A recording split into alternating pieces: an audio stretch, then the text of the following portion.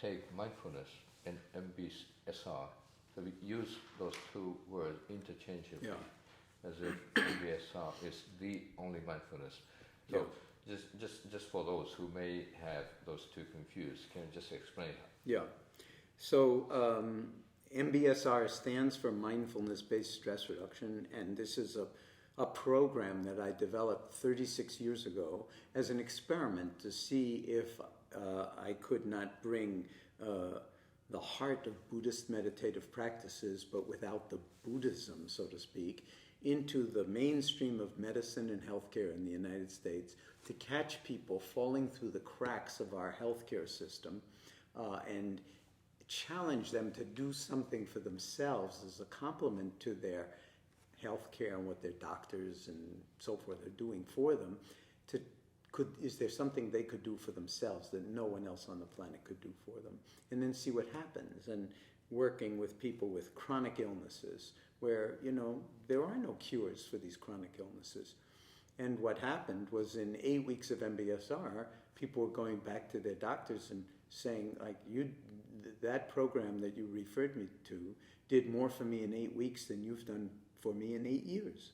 Because what they did was they mobilized their own inner resources for learning, for growing, for healing, and for really transforming their relationship with themselves, their bodies, and their life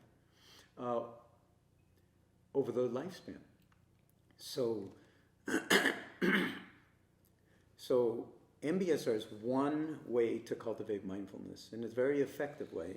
There's also MBCT, Mindfulness-Based Cognitive Therapy, which is mostly used for people who have a history of depression, of major depression, and that's very effective. There's MBRP, Mindfulness-Based Relapse Prevention, which has been shown to be very effective for people who have an alcohol addiction. So there are many, many different mindfulness-based interventions, or a whole family of them. But what's most important about MBSR or MBCT or MB this or that is the M, the mindfulness itself. And while these programs have a lot of scientific evidence for their efficacy and so forth, they're not the only way to cultivate mindfulness. So there are many, many different doors into this room, and the most important thing is to enter through one door or another. You can learn mindfulness by reading books. You can learn mindfulness by sitting in a Buddhist, retreat.